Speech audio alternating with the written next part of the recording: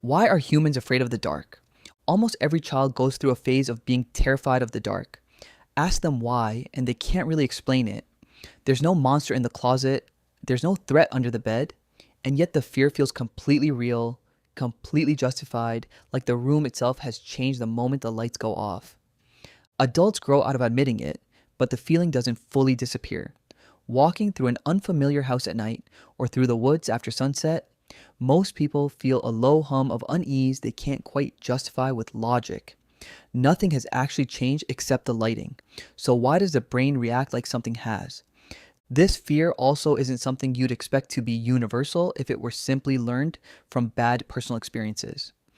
Anthropologists studying vastly different cultures have documented some version of nighttime unease in nearly all of them, regardless of local folklore. Compare that to cars, one of the most statistically dangerous objects a modern person regularly uses. Almost nobody feels primal dread starting the engine.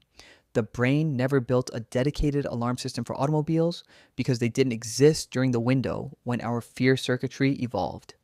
Darkness did, and that's a clue worth paying attention to. The answer isn't really about darkness itself, it's about what darkness used to mean. For most of human evolutionary history, nighttime was the most dangerous part of the day, and not by a small margin. Humans are, biologically speaking, not built for the dark. Our eyes have a small number of rod cells compared to true nocturnal animals. Our color vision shuts down almost completely in low light, and our depth perception collapses. Meanwhile, many of the predators that hunted early humans were built exactly for this. Big cats in particular have a reflective layer behind their retinas called the tapetum lucidum, which bounces light back through the eye a second time, giving them dramatically better night vision than us. This wasn't a minor disadvantage. Fossil evidence from early hominin sites shows tooth marks from large predators on hominin bones, and cave sites show clear signs that early humans clustered together at the back of shelters, likely for protection during the most vulnerable hours. Nighttime wasn't just uncomfortable. For a slow, weak-clawed, poor night vision primate, it was the single most likely time to die. Some of the clearest evidence for this comes from specific fossil finds. The Taung Child, a roughly 3-year-old Australopithecus africanus who lived around 2.5 million years ago, has puncture marks on its skull consistent with talons, strongly suggesting it was carried off by a large bird of prey. At Sterkfontein and Swartkrans in South Africa, researchers have identified Australopithecus bones with puncture wounds matching the canine spacing of an ancient leopard. These weren't isolated incidents. They point to a long, sustained period where early hominins were regularly hunted, not just occasionally threatened, and where being caught alone, exposed, or in the dark carried a very real chance of becoming a meal rather than finding one. This created enormous evolutionary pressure on one very specific system: threat detection under uncertainty. When you can't clearly see what's making a sound or where a shape is coming from, the safest strategy isn't to wait for confirmation, it's to assume danger first and investigate later. Individuals who treated every rustle in the dark as a possible predator and reacted with caution were more likely to survive than individuals who waited for proof. Over hundreds of thousands of years, that bias became deeply wired into the brain. This is sometimes called the smoke detector principle. A smoke detector that goes off constantly, even for burnt toast, is still better than one that stays silent during an actual fire. Evolution doesn't optimize for accuracy, it optimizes for survival.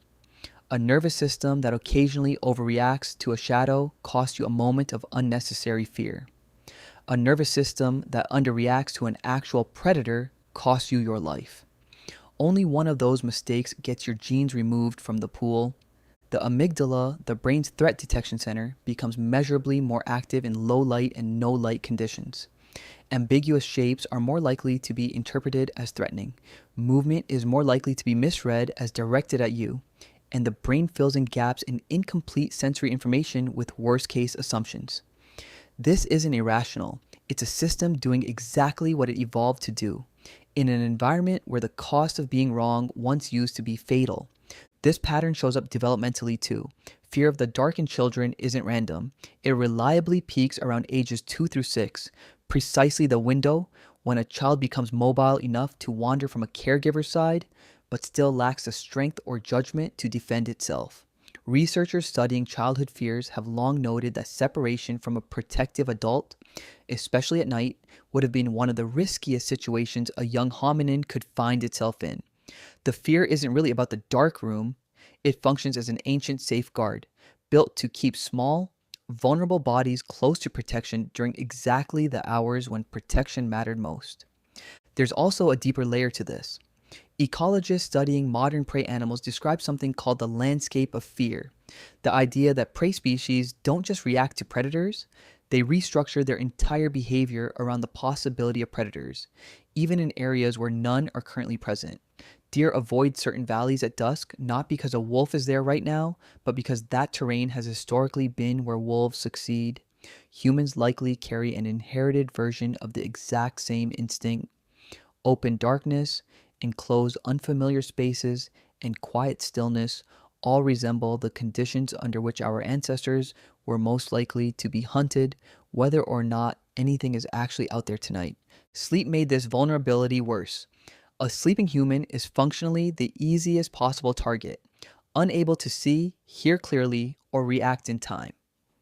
Studies of modern hunter-gatherer groups, including research on the Hadza in Tanzania, show that even today, at least one person in a resting group tends to be awake at almost any given moment throughout the night, an informal rotating watch that likely mirrors ancient sleeping patterns.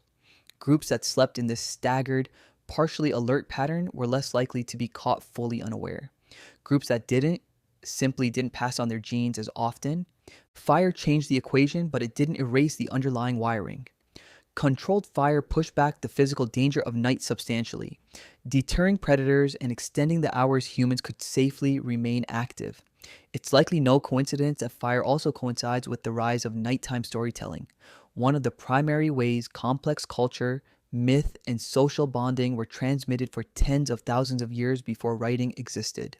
But fire only solved the external threat. It didn't rewrite hundreds of thousands of years of neurological programming built around darkness, meaning danger. That circuitry didn't have an off switch installed for streetlights and locked doors.